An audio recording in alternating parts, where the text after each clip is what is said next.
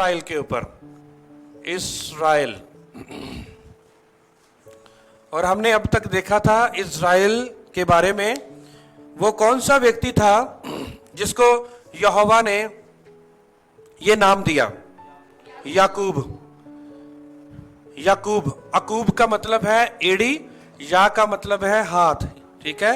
या का मतलब है यहोवा, या यहोवा का हाथ।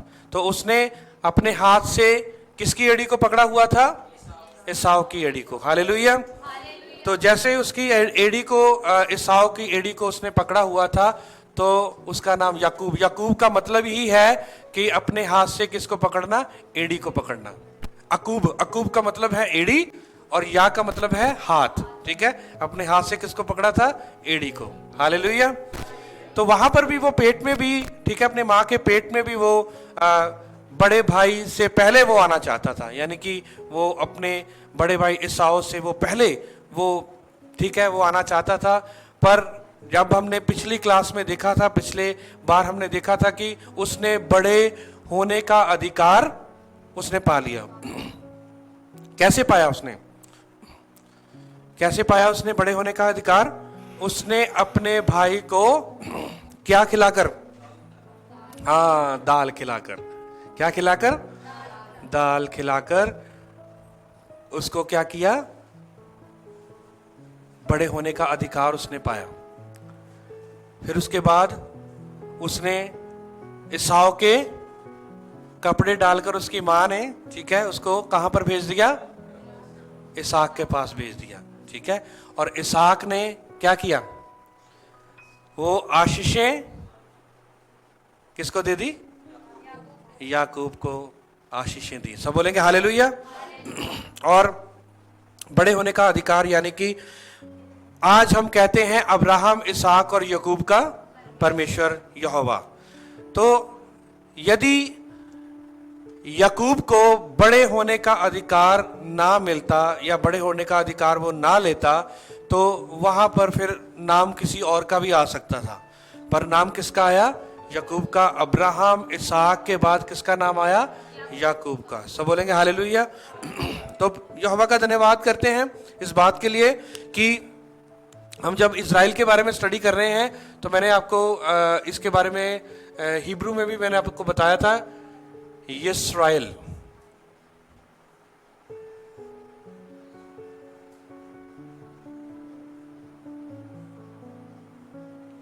यिस्राएल,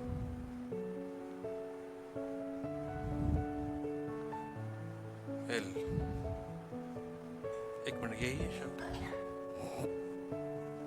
यस, यिस्रा का मतलब मैंने आपको क्या बताया था? यिस्रा का मतलब स्ट्रगल। स्ट्रगल मतलब रेसलिंग, लड़ाई। और एल का मतलब क्या है? इलोहिम। इलोहिम का मतलब परमेश्वर, ठीक है। इलोहिम का मतलब परमेश्वर, परमेश्वर के साथ लड़ाई, ठीक है। तो किसने रेसलिंग की थी? किसने रेसलिंग की थी, यानी कौन, किसने स्ट्रगल किया था? याकूब ने किसको पकड़ा था? है? हाँ, स्वर्गदूत को। सब बोलेंगे हालेलुया। वो स्वर्गदूत भी कौन था? वो खुद यहोवा था। सब बोलेंगे हालेलुया। वो खुद यहोवा थे, क्योंकि टाइम टू टाइम जो है वो यीशु मसीह पुराने नियम में भी हमें देखने को मिलता है, ठीक है।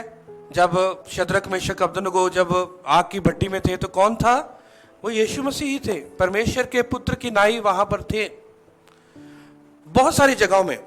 तो यहां पर भी जो स्वर्गदूत आया है, एंजल आया है, वो एंजल कौन है? वो खुद यहोवा है। और उसने ही किसका नाम रखा? याकूब का नाम इज़राइल रखा। तो उसने पूछा था कि तेरा नाम क्या है? उसने कहा याकूब। उसने कहा आज से तुम्हारा नाम क्या होगा? इज़राइल होगा, क्योंकि तुमने यहोवा के साथ क्या किया है?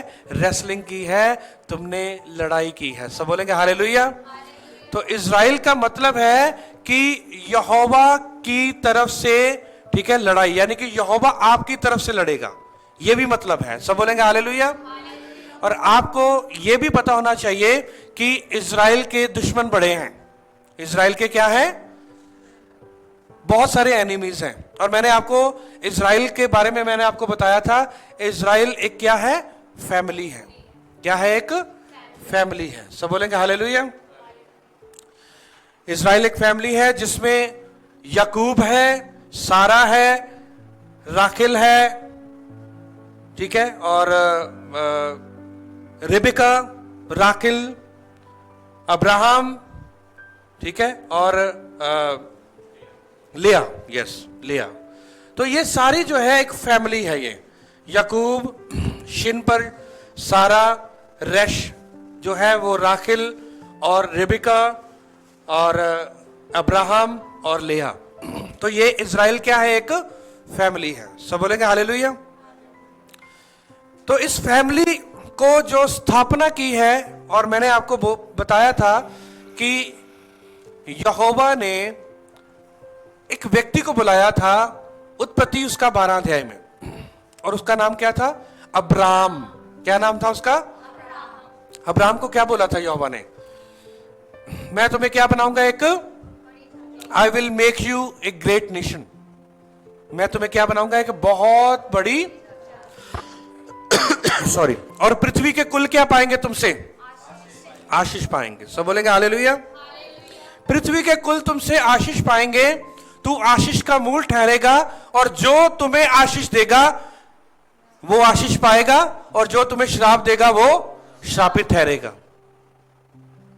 ये सिर्फ अब्राहम को नहीं बोला था, बल्कि क्योंकि यहोवा के अंदर वो एक कंट्री थी, एक देश था जिसको वो स्थापना करने के लिए वो जा रहा था। वो पूरे इस देश के बारे में बोल रहा था, पूरी उस जाति के बारे में बोल रहा था। सब बोलेंगे हालेलुया। तो जब अब्राहम ने इस बात को जैसे ही सुना, और लिखा है कि यहोवा के अनुसार, यहोवा के शब्दों के अनुसार उसने जैसे ही सुना, और वो अपने देश को, अपने कुटुंबियों को, अपने पिता के घर को छोड़कर वो निकल पड़ा। और ये इट वॉज वेरी डिफिकल्ट, बहुत ही एक डिफिकल्ट था उसको, उसके लिए छोड़ना अपने पिता के घर को। पर वो अब्राहम जो था वो एक ऐसे इलोहिम की खोज में था जो उससे बात करे। क्या करे वो? इतिहास बताता है कि उसके जो पूर्वज थे, या उसके जो वहां पर खानदान के जो लोग थे, वो क्या बनाते थे? वो मूर्तियां बनाते थे। क्या बनाते थे वो? क्योंकि ये तो बाइबल में रेफरेंस भी है। तो लिखा है कि इतिहास बताता है कि वो ना उनके साथ बात करने लग गया। उनके साथ वो बात करता था और उनके साथ बोलता था, बात करता था, पर उसके साथ वो बात नहीं करती थी। इसका मतलब वो चाहता था कि कोई मेरे से क्या करे? बात करे। वो इलोहिम की खोज में था, वो परमेश्वर की खोज में था जो उसके साथ बात करे। सॉरी अनुज, थोड़ा सा पानी ब्रदर देवेंद्र आप ले। सब बोलेगा हालेलुया। तो जैसे ही उसने यहोवा की आवाज को सुना, वो उसको पता लग गया कि ये कोई मामूली आवाज नहीं है, एक्स्ट्रा ऑर्डिनरी वॉइस। ये क्या है? असाधारण आवाज है ये, जिसकी उसने आवाज को सुना, और इसी आवाज की खोज में था वो, इसी आवाज की खोज में था। सब बोलेंगे हालेलुया। आज भी हम यहोवा की आवाज को नहीं सुनते। आजकल क्या करते हैं लोग? वो चमत्कारों की तलाश में है, मिरेकल की तलाश में है। मिरेकल जो है उसमें ढूंढ रहे हैं, मिरेकल में है परमेश्वर। एक मैं आपको उदाहरण देना चाहता हूं कि जब एलिया के पीछे जो था इजबल पड़ी हुई थी, ठीक है, इजबल जो थी वो यहोवा के नबी के पीछे पड़ी हुई थी। क्या करना है? उसको मारना है। उसने कसम खा ली थी इजबल ने, जितनी देर तक मैं एलिया को मार ना लूंगी तो उतनी देर तक मैं पानी भी नहीं पीऊंगी, मैं भोजन भी नहीं करूंगी। वो एलिया जो था वो एक गुफा में छुप गया था। कहां पर? गुफा में। वो आज भी एलिया की गुफा इजराइल में है। और जैसे ही वो एलिया एक गुफा में छुपा, यहोवा ने उसको कहा था कि मैं तुम्हारे साथ बात करूंगा और मैं तुम्हारे संग रहूंगा। मैं क्या करूंगा? मैं तुम्हारे संग रहूंगा। सब बोलेंगे हालेलुया। जैसे वो गुफा में छुपा, जैसे वो गुफा में था, तो एक बड़ी एक आंधी आई। क्या आई? आंधी आई, भूकंप हुआ, और वो बाहर आया तो उसने देखा कुछ भी नहीं था। ध्यान से सुनना, उसने बाहर आके क्या देखा? उसने देखा कुछ भी नहीं था।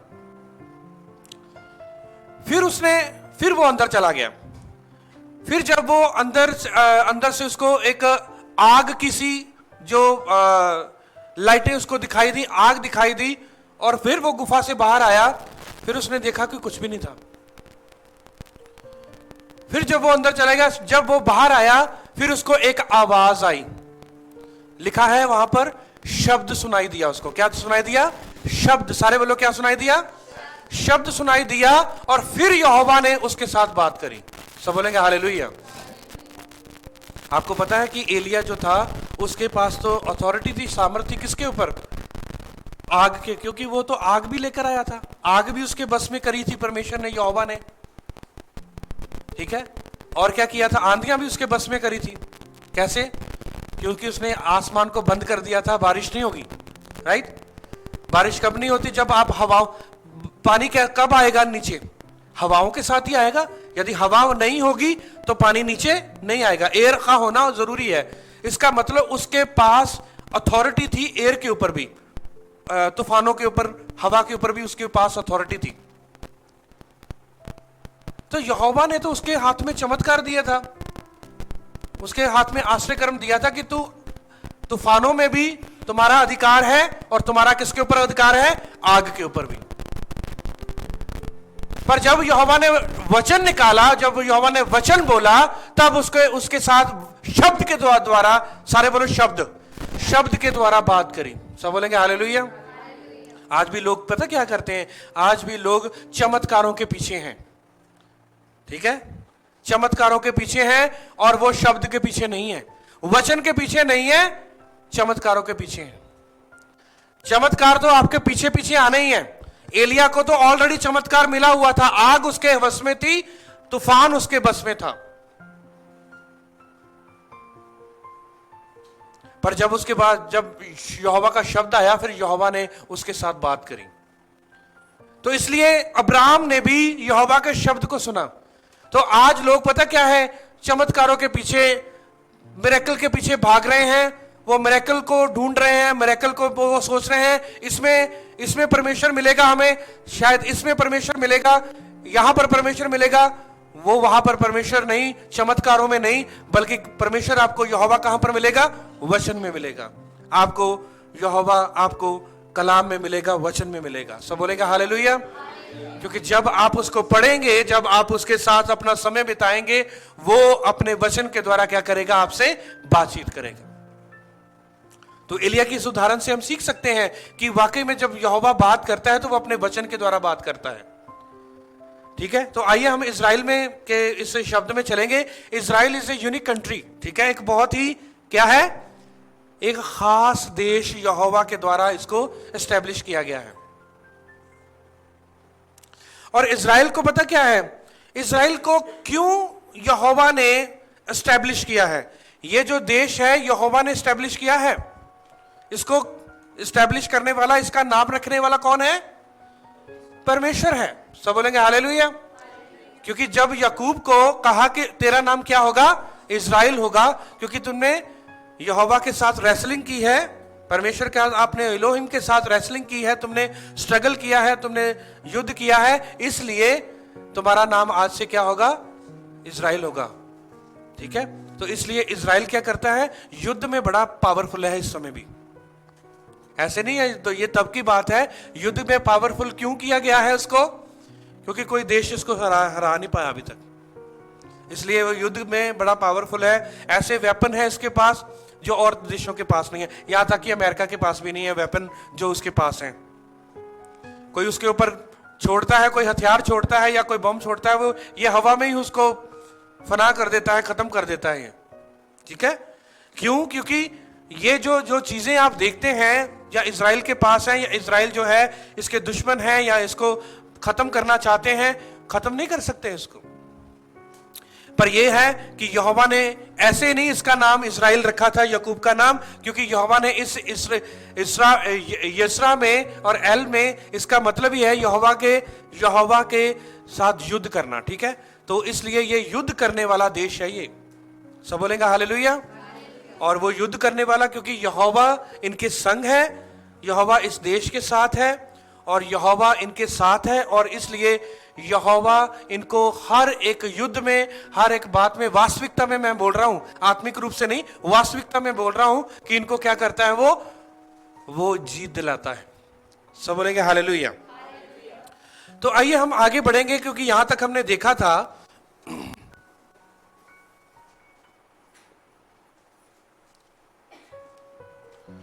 हम 5 बातें को देखेंगे कि यहोवा ने इज़राइल को क्यों एस्टैब्लिश किया, क्यों चुना, किस बात के लिए। मैं चाहता हूं एक वचन पढ़ेंगे, यशाया उसका 49, यशाया उसका 49 वचन, उसका 49 अध्याय उसका 5 वचन। यशाया 49 अध्याय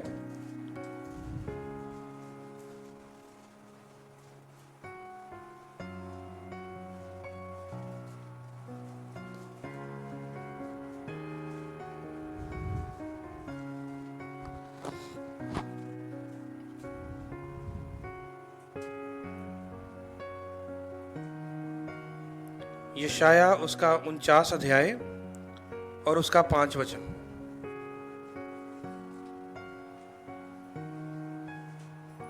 लिखा है, और अब यहोवा जिसने मुझे जन्म ही से इसलिए रखा कि मैं उसका दास होकर याकूब को उसकी ओर फिर ले आऊं, अर्थात इज़राइल को उसके पास इकट्ठा करूं, क्योंकि यहोवा की दृष्टि में मैं आदरे योग्य हूं और मेरा परमेश्वर मेरा बल है।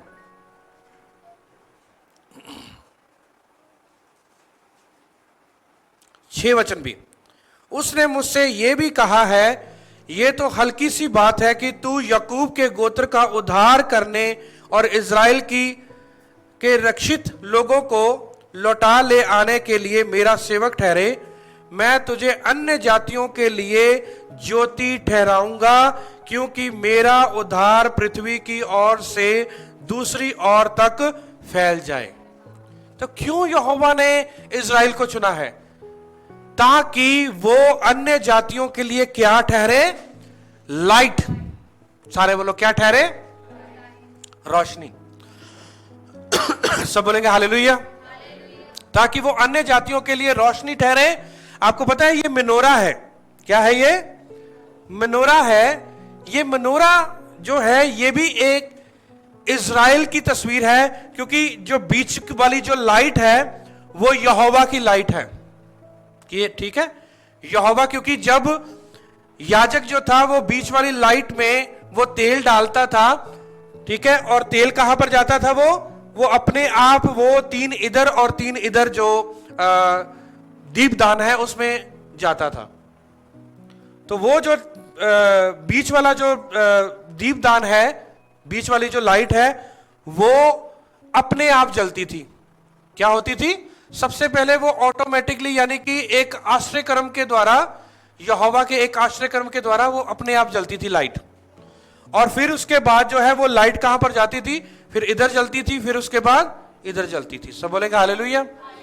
तो ये एक आश्रय कर्म होता था मंदिर में, ये आश्रय कर्म होता था जहां पर याजक जाता था, कि ये आश्रय कर्म अपने आप एक चमत्कार होता था वहां पर, कि रोशनी जलती थी। इसीलिए यीशु मसीह ने भी कहा कि मैं जगत की क्या हूं? ज्योति हूं। जो मेरे में चलेगा वो कभी ठोकर नहीं खाएगा। यदि हम उस लाइट के बारे में हम देखें तो वो जो लाइट है ये मेनोरा के साथ भी जो है इसके साथ अटैच होता है इसकी, क्योंकि यीशु मसीह ने कहा कि मैं जगत की ज्योति हूं। और यहां पर जो यशाया आपने 49 अध्याय और उसका 6 वचन में देखा कि उसने मुझसे यह भी कहा है, यह तो हल्की सी बात है कि तू याकूब के गोत्रों का उद्धार करने और इज़राइल के रक्षित लोगों को लौटा ले आने के लिए मेरा सेवक ठहरे। जितने भी गोत्र हैं, कितने गोत्र थे? 12 जो थे वो ट्राइब्स, यानी कि 12 गोत्रों का उद्धार करने के लिए यहोवा ने इज़राइल को ठहराया, यानी कि याकूब को ठहराया, उसका नाम इज़राइल रखा। और ना कि केवल 12 गोत्रों को, पर आगे देखें क्या लिखा है कि इज़राइल के रक्षित लोगों को लौटा ले आने के लिए मेरा सेवक ठहरे, मैं तुझे अन्य जातियों के लिए ज्योति ठहराऊंगा कि मेरा उद्धार पृथ्वी के की हर एक और से दूसरी और तक फैल जाए। इसका मतलब यहोवा की प्लानिंग जो थी, उसकी जो योजना थी, वो तो यशाया में पहले से ही थी। किसके लिए? अन्य जातियों के लिए। क्योंकि हमने तो ये पुराने नियम में देखा, ये तो नए नियम में नहीं है। यीशु मसीह के आने के बाद जो है, पलूस के टाइम में, पतरस के टाइम में, प्रेरितों के काम में जब हम देखते हैं, जो वचन कहां पर पहुंचा है? जेंटाइल के पास पहुंचा है, अन्य जातियों के पास पहुंचा है। पर यहोवा की देखो कितनी बड़ी प्लानिंग कि वो कहता है कि मैं इज़राइल को मैं क्या करूंगा। सबसे पहले आपने नोट करना है कि यहोवा ने इज़राइल को अन्य जातियों के लिए एक रोशनी करके ठहराया है, ताकि यहां से क्या जाए? अन्य जाति। और मैं आपको एक बात बताऊं, वचन भी इज़राइल से ही आया है पूरी दुनिया में, and we have to accept that. ये हमें एक्सेप्ट करना पड़ेगा, क्योंकि वहां पर ही 12 डिसाइपल्स थे, वहां पर ही पवित्र आत्मा आया था। तभी यीशु मसीह ने कहा, जितनी देर तक तुम सामर्थ ना पालो तुम कहां पर टिके रहना? यरूशलेम में। तो यरूशलेम कहां पर है? इज़राइल में है। तो हमें ये एक्सेप्ट करना है, क्योंकि वो तो यहोवा ने देखो पहले से ही ये कह दिया कि ये जो देश है और ये याकूब का जो घराना है या इज़राइल है, ये किसके लिए वो ज्योति ठहरेगा? अन्य जातियों के लिए। सब बोलेंगे हालेलुया। तभी यीशु मसीह ने लोगों को कहा था, I am the light of the world. मैं जगत की क्या हूं? ज्योति हूं। सब बोलेंगे हालेलुया। जब ये बात कही ना कि मैं जगत की ज्योति हूं, तब यहूदी जो थे, वो सारे जितने भी शास्त्री लोग थे, वो कह रहे ये तो सिर्फ यहोवा ही कह सकता है मैं जगत की ज्योति हूं। ये तो सिर्फ यहोवा ही कह सकता है, ये कैसे कह सकता है? क्योंकि यहोवा ही उनके साथ क्या कर रहा था? वो बात कर रहा था, पर दे डिड नॉट अंडरस्टैंड, वो रिकॉग्नाइज नहीं किया उन्होंने। जब यीशु मसीह ने कहा कि जा तेरे पाप क्षमा हुए, तब लोग जो सोच में पड़ गए, शास्त्री लोग सोच में पड़ गए, फरीसी लोग सोच में पड़ गए, यहूदी लोग सोच में पड़ गए, ये तो मंदिर में नहीं गया, ये तो ब्लड लेकर नहीं गया, वहां पर कोई मेमना नहीं कटा, वहां पर कोई जानवर नहीं कटा, ये बिना मंदिर में गए हुए ये कैसे कह सकता है कि तो जा तुम्हारे पाप क्षमा हुए? क्योंकि पाप क्षमा करने के लिए कहां पर जाना पड़ता था? Inside the temple. तो वो यीशु मसीह तो ऐसे ही पाप माफ कर ही जा रहे थे, जा तेरे पाप माफ है। और पता उनको क्या हुआ था? उनको चिढ़ चढ़ती थी, ये तो पाप तो माफ तो सिर्फ यहोवा ही कर सकता है, ये कैसे? या ना तो मंदिर में गया, ना तो ये अंदर गया, ना तो पवित्र स्थान में गया, ना लहू छिड़काया, ना किसी की बलि हुई, ये कैसे? तभी लोग उसके खिलाफ थे। ये बात को समझना है आपने, क्योंकि वो उसने अपने कामों के द्वारा यह प्रकट किया कि आई एम यहोवा, मैं युद्धे वावे हूं, मैं यहोवा हूं। पर उन लोगों ने फिर भी उसको नकारा। जब उसने मुर्दे को जिंदा किया, जब उसने मिट्टी को गूंद के उसने आंखों में लगाया, तब भी वो समझे नहीं। क्योंकि आपको पता है अदन की वाटिका में किसने गूंदी थी मिट्टी? यहोवा ने। सब बोलेंगे हालेलुया। ये बातें जो थी वो समझ नहीं पाए, ये बातें वो समझते हुए भी वो अनजान बन रहे थे। पर जब उसने मिट्टी को गूंदा, वो तो आपने देखा है कि कई ऐसे भी बोल दिया था यीशु मसीह ने, जा तेरे पाप क्षमा हुए, तू देखने लग। बर्तमाई को बोला कि जा तू देखने लग, वहां तो नहीं मिट्टी गूंदी, पर यहां पर एक अंधे के लिए उसके लिए मिट्टी गूंदी। और फिर क्या किया? उसको गूंद करके आंखों में बोला कि जाओ शिलोह के कुंड में जाकर क्या कर, अपनी आंखों को धो ले। तो वो देखने लगा। मिट्टी गूंदने का मतलब है, मिट्टी को बनाने का मतलब है कि यहोवा ने आदम को कहाँ से बनाया था? मिट्टी से बनाया था। और उसने उस मिट्टी को गूंद करके, और जैसे ही उसने आश्रय कर्म किया है, तो यीशु मसीह ने यह साबित किया था कि जिसने मिट्टी गूंद करके अदन की वाटिका में आदम को तैयार किया था, वो मैं ही हूं। सब बोलेंगे हालेलुया। तो इसलिए इज़राइल में ही सब कुछ हो रहा था। कहां पर सारा कुछ हो रहा था? इज़राइल में। इज़राइल में सब कुछ हो रहा था। पर जब बाकी देश जब थे, जितने भी देश थे, उनमें कोई भी अभी तक रोशनी यानी कि सुसमाचार नहीं पहुंचा था। रोशनी नहीं पहुंची थी, वहां पर वचन नहीं पहुंचा था, वहां पर सुसमाचार नहीं पहुंचा था, वहां पर यहोवा का कार्य नहीं था, वहां पर कुछ भी नहीं था।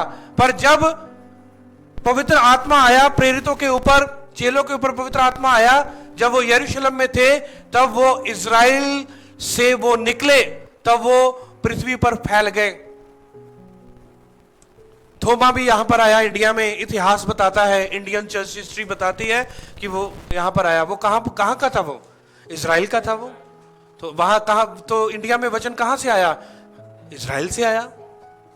सब बोलेंगे हालेलुया। तो ये आप याद रखना है कि जो इज़राइल को यहोवा ने इसलिए चुना है, इसलिए याकूब का नाम इज़राइल रखा गया, ताकि इज़राइल को इसलिए चुना ताकि वो अन्य जातियों के लिए क्या बने? रोशनी बने। अन्य जातियों के लिए क्या बने? वो रोशनी बने, वो लाइट बने, और पृथ्वी की एक ओर से दूसरी ओर तक वो रोशनी जो है, उद्धार जो है, वो फैल जाए। सब बोलेंगे हालेलुया। दूसरा कारण जो इज़राइल को क्यों चुना यहोवा ने, मैं चाहता हूं कि एक वचन पढ़ेंगे, और वो है व्यवस्था विवरण, और उसका 7 अध्याय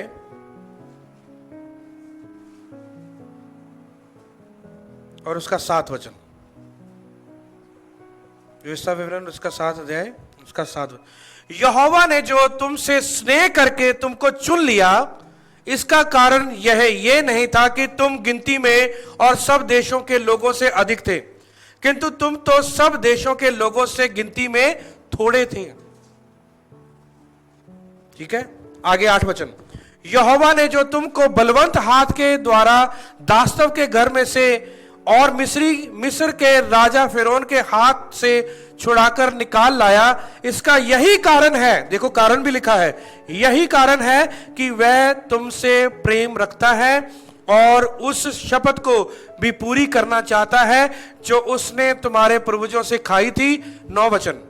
इसलिए जान रख कि तेरा परमेश्वर यहोवा ही इलोहिम है, परमेश्वर है, वह विश्वास योग्य इलोहिम है, और जो उससे प्रेम रखते हैं और उसकी आज्ञाएं मानते हैं, उसके साथ वह 1000 पीढ़ी तक अपनी वाचा पालता और उन पर करुणा करता रहता है। 10 वचन में लिखा है, और जो उससे बैर रखते हैं वह उनके देखते उनसे बदला लेकर नष्ट कर डालता है, और बैरी के विषय में विलंब ना करेगा, उसके देखते ही उससे बदला लेगा। कारण भी बताया है कि यहोवा ने इज़राइल को क्यों चुना। क्यों चुना पता है? बिकॉज ही लव्स इज़राइल, क्योंकि वो इज़राइल को क्या करता है? प्यार करता है। सब बोलेंगे हालेलुया। आज पता कलीसिया क्या कहते हैं? हम तो अन्य जातियों से आए हैं, पता है ना? हम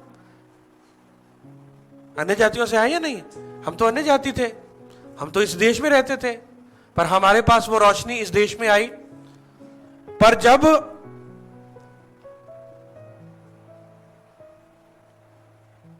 यहोवा ने इज़राइल से प्रेम इसलिए किया ताकि वो भी क्या करे? दूसरों से क्या करे? वो प्रेम रखे। सब बोलेंगे हालेलुया। पर यह भी लिखा है, जो इज़राइल के साथ लड़ेगा उससे बैर रखेगा, और उसका बदला कौन लेगा? यहोवा परमेश्वर लेगा। और आज उसके दुश्मन बहुत सारे हैं, आज उसके साथ बहुत सारे उसके दुश्मन हैं, उसके खिलाफ खड़े हैं, उसके बारे में पता नहीं कितनी रणनीति बनाते हैं, और बहुत उसके खिलाफ हैं।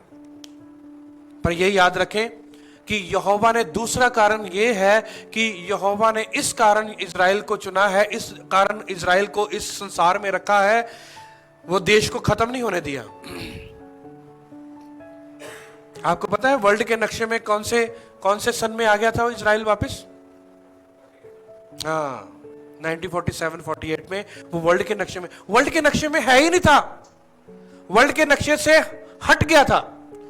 पर 1947-48 में वो ये वर्ल्ड के नक्शे में फिर से दोबारा वापस आ गया। परमेश्वर ने इसको खत्म नहीं होने दिया। सब बोलेंगे हालेलुया। बहुत कुछ दब गया था, बहुत कुछ जो उसकी जो सभ्यता थी वो दब गई थी। पर जब यहूदियों ने, जब इजरायलियों ने वहां पर आंसू बहाए हैं उस लैंड पर, जब आप उसकी हिस्ट्री को पढ़ोगे ना, इजराइल की हिस्ट्री को किताबों में पढ़ेंगे, वहां पर यहूदियों ने आंसू बहाए हैं। और जब उन्होंने आंसू बहाए हैं तो आपको यह पता होना चाहिए जरूर कि यहोवा अपने लोगों के आंसुओं को क्या रखता है? वो कुप्पी में रखता है। सब बोलेंगे हालेलुया।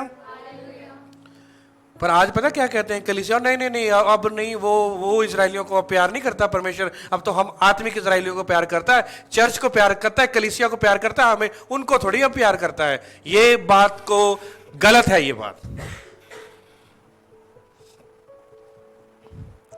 कई कहते हैं वो जो कई पासवान या कई लोगों ने कहा कि ये भी कहना है नहीं वो तो इजराइल के बारे में बोलते रहते हैं, इजराइल की टीचिंग देते रहते हैं, वहां की जो परब जो है उसके बारे में बोलते रहते हैं, ये गलत टीचिंग देते हैं। नहीं, अब हम आत्मिक इजरायली हैं, अब वो उनका कोई भी नहीं। जहां से शुरू हुआ था वहां पर ही क्या होगा? वहां पर ही खत्म होगा। वो कहता है कि मैं जैसे तुम जाते हुए देखते हो वैसे ही तुम लाखों करोड़ों स्वर्गदूतों के साथ मुझे आता हुआ भी देखोगे तुम लोग। और वो माउंट ऑलिव जो है जैतून के पहाड़ पर, वहां पर ही आएंगे। जैसे एक चुंबक नहीं होती, चुंबक जैसे होती है, ऐसे जब वो आएगा बादलों पर तो चुंबक की तरह उस वहां पर उसको मिलेंगे, वहीं पर मिलेंगे।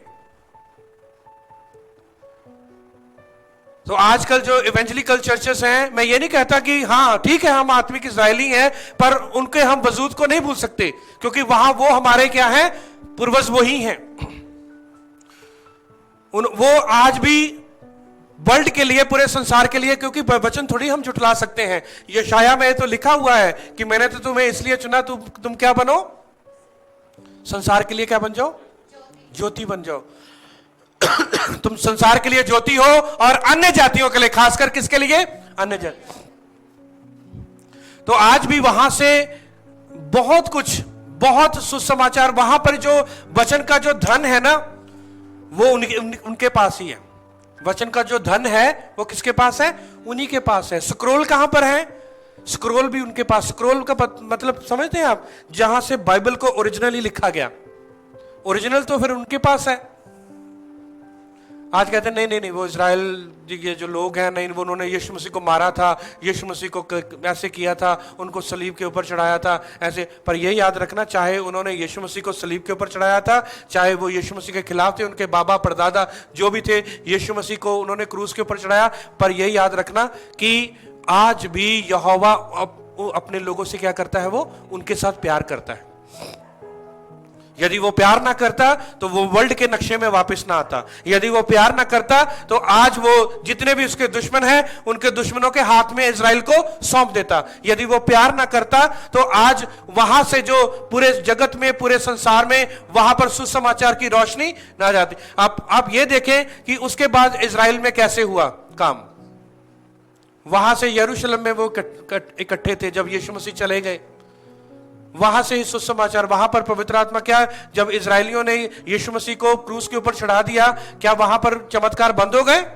नहीं, वहां पर यीशु मसीह के जाने के बाद भी वहां पर ही पवित्र आत्मा उतरा।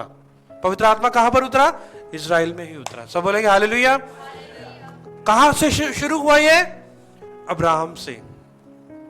अब्राहम से शुरू होते होते होते होते, ठीक है, फिर बाद में साइलेंट पीरियड भी आ गया, फिर यीशु मसीह का आना हुआ, 400 साल का साइलेंट पीरियड था, फिर यीशु मसीह आए, 400 साइलेंट पीरियड के बाद जो था वो यीशु मसीह आए, फिर यीशु मसीह ने अपनी सेवा को किया, फिर प्रेरित आए, कैसे मल्टीप्लाई हुआ, चर्चेस मल्टीप्लाई हुआ, सारा कहां से हुआ? ये सब कुछ इजराइल से हुआ। सब बोलेंगे हालेलुया। तो कैसे यहोवा ने इजराइल को इसलिए चुना है क्योंकि वो अन्य जातियों के क्या है? वो रोशनी है। आज भी वो रोशनी है, आज भी वो ज्योति है। और दूसरा क्योंकि वो यहोवा क्या करता है? उनसे प्रेम करता है। आज भी उनके साथ वो प्रेम करता है। वो कहता है कि आज भी मैं उसके साथ क्या हूं? मेरी वाचा उसके साथ है। तीसरी बात, क्यों यहोवा ने इजराइल को चुना?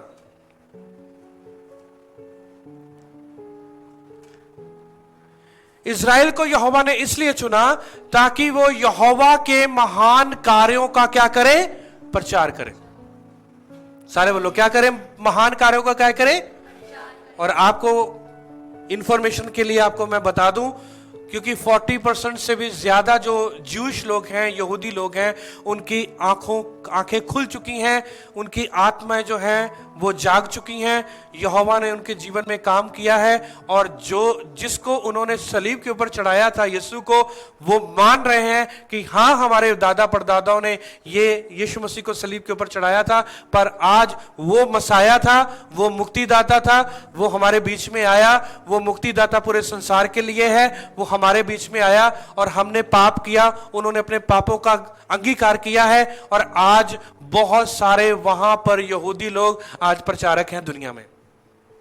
सब बोलेंगे हालेलुया। बहुत सारी रबी लोग, बहुत सारे यहूदी जूइश लोग बड़े, जब कोई भी आप यहूदी देखो ना आप, तो उसको आप शालोम जरूर बोले। आप उनको बोलें कि आपके देश को, आपको यहोवा आपको बड़ी आशीष दे। एक बार मैं एक कपल के साथ इंग्लैंड में था, तो एक यहूदी था, वो बड़ा, क्योंकि यहूदी ना वो पहचाने जाते हैं क्योंकि उनका जो पहरावा होता है, यहाँ पर वो किप्पा लगाते हैं, वो तो उनकी जो अलग ही होती है। तो वो ना पेंटिंग कर रहा था, तो जो कपल जो था वो यहाँ पर भी आया, आप जानते हैं सिस्टर अनीता को। वो कपल जो था मुझे मार्केट में लेकर गया, बड़ी अच्छी मार्केट थी वहाँ पर। तो वो पेंटिंग कर रहा था, वो पेंटिंग बना कर वो ना मार्केट में सेल कर रहा था वो। तो जैसे वो बड़ी अच्छी पेंटिंग, वो कह रहा था कि आप बैठो, आपकी जो हुबू जो तस्वीर है आपकी, जो पूरी तरह से जितनी, वैसी ही तस्वीर मैं अभी आपकी बना दूंगा, आप बैठे चेयर पे, आप बैठे, ऐसे कह रहा था वो। और पता है वो सिस्टर अनीता ने क्या करा? उसने कहा कि यहोवा bless you, bless your country, I would like to pray for you, मैं तुम्हारे लिए प्रार्थना करूं। उसने कहा यस आप करो। तो मुझे ये समझ आई कि ये बहन ने प्रार्थना क्यों करी वहां पर, उसके हस्बैंड ने प्रार्थना क्यों करी। हमने तीनों ने उसके लिए प्रार्थना करी, हमने उसको शालोम बोला, तो हमने उसको ब्लेस किया, क्योंकि यहोवा का वचन क्या करता है? जब आप उसको ब्लेस करेंगे तो वो आपको ब्लेस करेगा। यदि आप उसको कर्ज करेंगे तो वो क्या करेगा? आपको कर्ज करेगा। तो जहां पर भी आप कोई ज्यूइश देखें तो आप उसको आप ब्लेस करें। जब आप इजराइल का नाम बाइबल में देखें तो इजराइल को आप ब्लेस करें, कहें परमेश्वर इस देश को आशीष दे, परमेश्वर यरूशलेम को की शांति के लिए प्रार्थना। ऐसे नहीं बाइबल में लिखा गया कि यरूशलेम की शांति के लिए क्या करो। एक मैं आपको की बताऊं, धनी होने के लिए, ठीक है। यदि आपने, एक मैं स्पीच सुन रहा था, उसने बोला कि यदि आप फाइनेंशियली आप धनी होना चाहते हैं, start praying for Israel.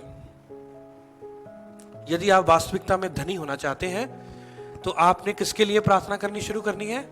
Israel के लिए, क्योंकि यहोवा ने आपको भी ठहराया है। अब इजराइल से आपको आशीष मिल गई, मुझे भी आशीष मिल गई, मुझे भी यीशु मिल गया, आपको भी यीशु मिल गया, ठीक है। हमें गाना भी गाते यीशु मिल गया। यदि यीशु मसीह हमें अब मिल गया है तो हम क्या करेंगे? उनको हम ब्लेस करेंगे, हम आशीषित करेंगे, उनके लिए प्रार्थना करेंगे, ठीक है। जब किसी भूखे को कोई रोटी खिला देता है तो भूखा क्या करता है? वो उसको आशीषें देता है, उसके लिए ब्लेसिंग मांगता है, तुम्हारा भला हो, तुम्हें ऊपर वाला बहुत सारी, तुम्हें और भी ज्यादा दे, कहता है या नहीं कहता? तो यदि वो एक मांगने वाला ऐसा कहता है या कोई भूखा इंसान ऐसा कहता है, तो हम भी तो भूखे थे, हम भी तो बिना जो साल्वेशन के थे, बिना मुक्ति के थे, पर हमारी मुक्ति कहां से आई? इजराइल से। हमारा उद्धार कहां से आया? इजराइल से, क्योंकि बाइबल में भी लिखा है उद्धार यहूदियों से ही है। उद्धार कहां से है? यहूदियों से ही है, इजराइलियों से ही है। सब बोलेंगे हालेलुया। आपने रूथ की कहानी को आपने सुना है, ठीक है। नियोमी की कहानी को सुना है, सास का और जो उनकी जो बहू का, ठीक है, उसके बेटे की जो वाइफ, उनका कितना अच्छा नाता था। मोआब में चले गए थे पहले वो, पर वो कहां पर वापस आए? इजराइल में। कहां पर? बैतलहम में। पहले वो रोटी के घर को छोड़कर चले गए, पर बाद में कौन काम आया? रोटी का घर ही काम आया। बैतलहम में, बैतलेहम ही काम आया। सब बोलेंगे हालेलुया। पहले वो मोआब में चले गए, वो मोआब में सब कुछ लुटपुट गया, सब कुछ खत्म हो गया, पर जब वो वापस आए तो नियोमी को क्या करने लगे? उसको कहने के नियोमी आ गई। उसने कहा मुझे नियोमी ना कहो, मुझे क्या करो? कहो मारा कहो। नियोमी का मतलब तो है खुशहाल, पर मारा का मतलब क्या है? कड़वाहट। मारा का मतलब क्या है? कड़वाहट। मुझे मारा कहो, क्योंकि मैं सब कुछ लुटपुट के आ गई हूं, क्योंकि मेरा पति भी मर गया, मेरे दोनों बेटे भी मर गए। पर उसके साथ कौन आई? रूथ आई। कहां पर? इजराइल में। कहां पर? यहोवा के पास। कहां पर? इजराइलियों में। कहां पर? यहूदियों में। उसने कहा तेरा परमेश्वर मेरा परमेश्वर होगा, इलोहिम होगा, और तेरे लोग मेरे लोग होंगे। जहां तू जाएगी मैं तुम्हारे साथ साथ चलूंगी। उसने अपनी वाचा बांध ली। और रूथ अन्य जाति थी। और मेरे प्रियो, हम भी अन्य जातियों से आए हैं, हम भी अन्य जाति हैं, पर जब हम नियोमी के साथ हम अपने आप को जोड़ लेंगे, जब हम बैतलहम के साथ अपने आप को जोड़ लेंगे, जब हम इजराइल के साथ अपने आप को जोड़ लेंगे, जब हम यकूब के साथ, जब हम सारा के साथ, जब हम रेचल के साथ, जब हम रिबेका के साथ, जब हम अब्राहम के साथ, जब हम लेया के साथ अपने जीवन को जोड़ेंगे, इजराइल के साथ अपने आप को जोड़ेंगे, तो यह याद रखना जो रूथ के साथ हुआ वो हमारे साथ भी होगा। सब बोलेंगे हालेलुया। रूथ देख लो, वो वहां पर भी ब्लेसिंग आई है उसके जीवन में। उसको कौन मिल गया? बोआज मिल गया। ठीक है, बहन रूथ और बोआज यहां पर बैठे, हमने उनका नाम, कितना अच्छा नाम रखा है इनका। और रूथ और बोआज के बेटे का नाम क्या था? ओबेद। ओबेद वो देखो बैठा हुआ। सब बोलेंगे हालेलुया। तो रूथ को क्या मिल गया? बोआज मिल गया।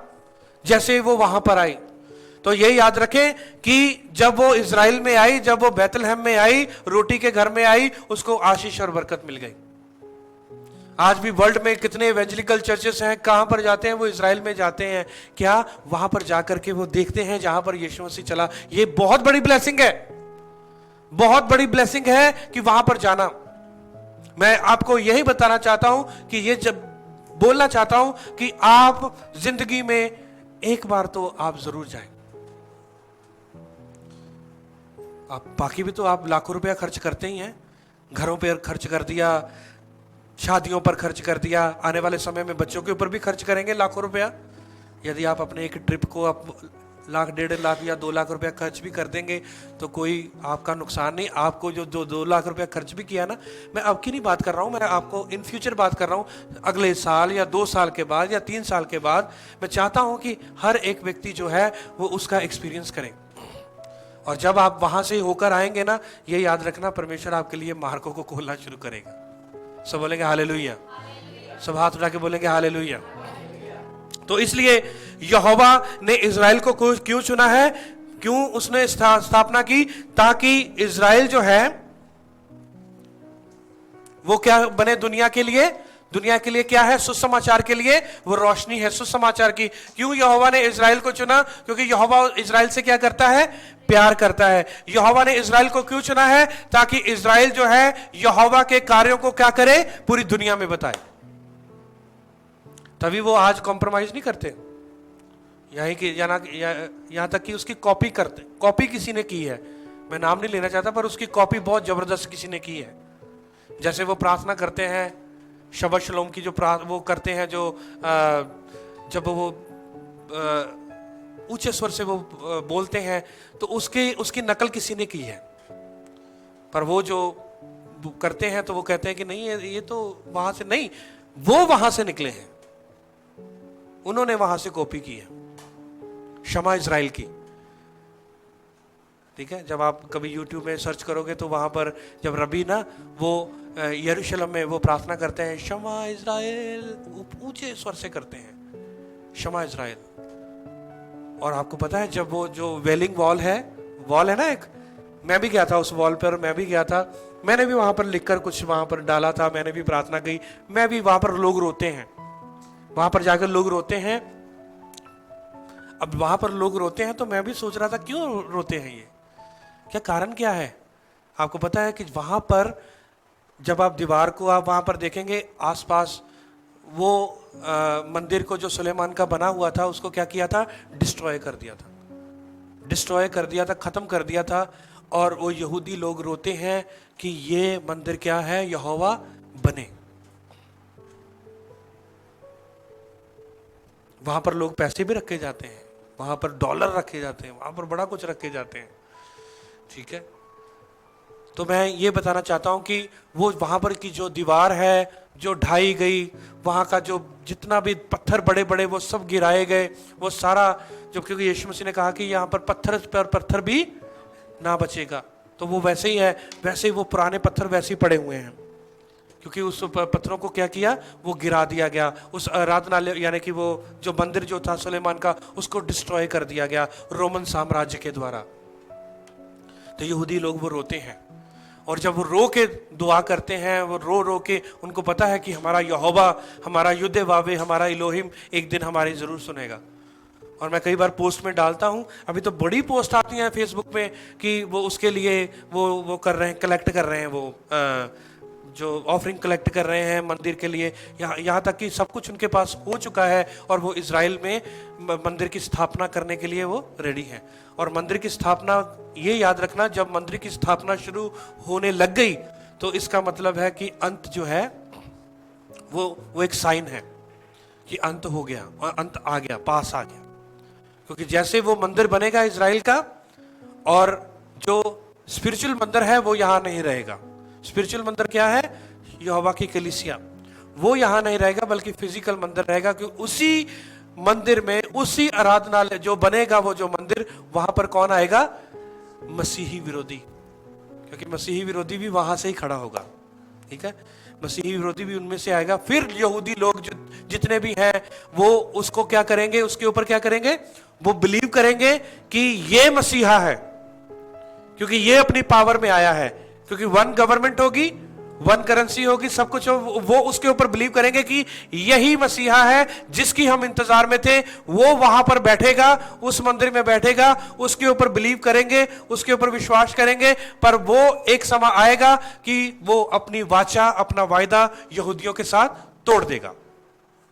जैसे वो तोड़ेगा, फिर उनको पता लगेगा नहीं, मसीहा ये नहीं है, इसने तो हमें धोखा दिया है, मसीहा तो वो था जो आज से हजारों साल पहले इस संसार में आया था, और हमने उसको क्या किया, क्रूस पर चढ़ाया।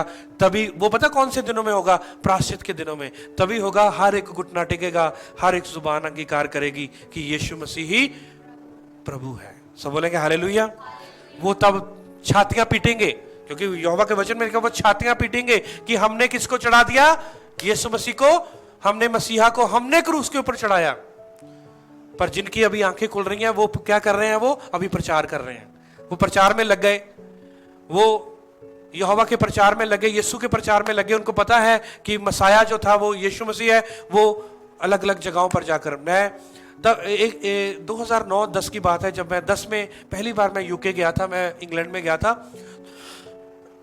और जिस कॉन्फ्रेंस में गया था वहां पर एक यहूदी प्रीचर को बुलाया गया जो मसीह के ऊपर विश्वास करता। तब तो मुझे इतनी नॉलेज नहीं थी, इतना पता नहीं था, पर उस यहूदी ने बहुत कुछ बताया, पर मैंने उसको हल्के में लिया।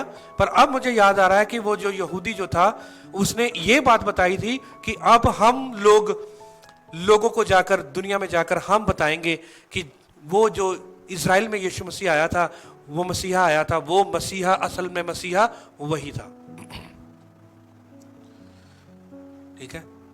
और एक और प्रचारक है, आपको पता है कौन, आपने उनका नाम सुना है, बेनी हिन, वो भी यहूदी है, वो जूश है, वो ठीक है, जूश है वो देखो वो कैसे प्रचार कर रहे हैं, कैसे प्रचार किया पूरी दुनिया में। यानी कि कहने का मतलब ये है कि जो यशाया, और जो हमने अभी पढ़ा 46 अध्याय और उसका 6 वचन, 45 उसका 6 वचन पढ़ा हमने, राइट, 49 का, यस 49 का उसका 6 वचन पढ़ा। वहां पर लिखा है कि मैंने इजराइल को इसलिए चुना है ताकि वो क्या बने, अन्य जातियों के लिए क्या हो? रोशनी,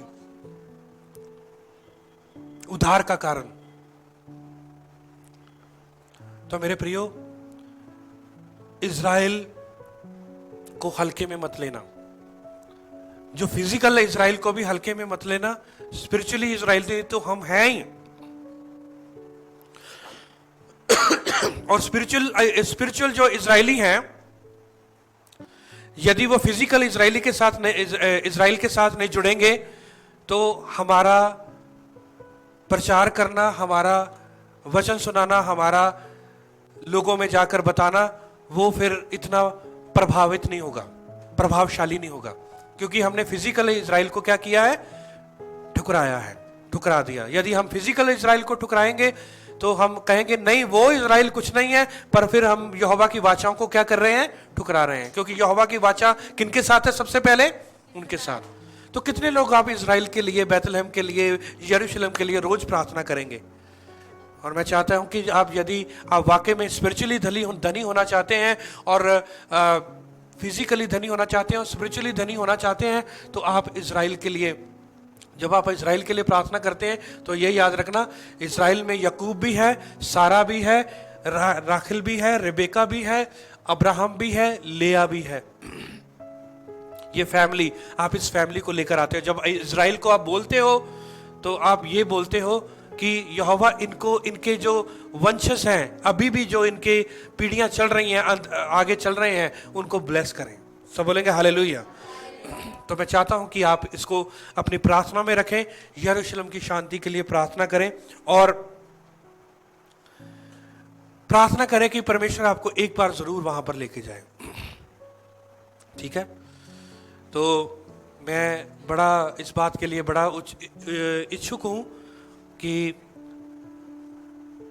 जितने हमारे लोग हैं, हमारे लीडर्स हैं, एक बार ज़रूर वो वहाँ पर एक्सप्लोर करें। ठीक है? वहाँ पर जाएं और वहाँ पर जाकर वो देखें कि जहाँ पर यीशु मसीह चला, जहाँ पर यीशु मसीह ने तूफान को थमाया, जहाँ पर यीशु मसीह को कब्र में रखा गया, जहाँ पर यीशु मसीह को क्रूस के ऊपर चढ़ाया गया, जहाँ पर यीशु मसीह चला क्रूस को लेकर के, और कितनी बार वो रुका, कितनी बार वो गिरा, वो सब कुछ पॉइंट वहाँ पर बने हुए हैं। कहाँ पर वो गिरा था, वहाँ पर पॉइंट बना है। कहाँ पर वो गिरा, कहाँ पर वो शमौन कुरेनी जो था जिसने क्रूस को उठाया था, वो पॉइंट कौन सा था, वो सारे पॉइंट वहाँ पर है। और जब आप जाओगे, वो जो क्या कहते हैं, यरूशलेम के 12 द्वार, उसमें से एक द्वार जो है ना, वो उसको सील किया गया है। वो कहते हैं, उनका बिलीव है कि उसको कौन आके खोलेगा? मसीहा आके खोलेगा, मसाया। एक द्वार जो है वो बिल्कुल उसको सील किया गया है, उसको बंद किया गया है। तो बहुत सारी ऐसी चीजें हैं जो कि हम सीख सकते हैं, और मैं चाहता हूं कि हम उसके साथ जुड़े रहें, फिजिकली भी जुड़े रहें, उसके साथ लिए प्रार्थना करें, वहां के जो लोगों के लिए प्रार्थना करें। ठीक है? एक प्रचारक था, मैं उसको जानता भी हूं। वो कह रहा है कि मैं इज़राइल में गया, और कह रहा है कि मैं, वो इज़राइली के जो लोग हैं ना, वो तलीत, जब वो प्रार्थना में बैठते हैं ना अपने, तो वो तलीत लेकर वो आराधना में बैठते हैं, तलीत लेते हैं, वो प्रेयर शॉल लेते हैं। तो वो प्रचारक कह रहा है कि वो, ठीक है, मेरे फ्रेंड है वो कह रहा है कि मैं जाकर बैठ गया। जैसे ही वो जाकर बैठा, कह रहा है कि वो जो हस्बैंड वाइफ थे, वो उन्होंने कहा कि मेरे पास आओ, यहाँ हमारे थोड़ा सा करीब आओ। उन्होंने अपनी तलीत का कुछ हिस्सा उसके ऊपर भी दे दिया। यानी कि उन्होंने किसको, वो तो देखो, उन्होंने तो ये समझा कि ये क्या है, अन्य जाति है, पर उन्होंने अपनी तलीत का हिस्सा, एक हिस्सा उसके सर पर भी दे दिया। तो कह रहा कि जैसे ही वो तलीत का हिस्सा मेरे ऊपर उन्होंने दिया, कह रहा उसी समय मैं क्या करने लग गया, मैं रोने लग गया कि ये मेरे से क्या कर रहे हैं, मुझे प्यार कर रहे हैं। ठीक है? तो मुझे बड़ा अच्छा लगा कि वो तलीत का जो हिस्सा है उसके। तो आइए हम सब अपनी आंखों को बंद करेंगे और हम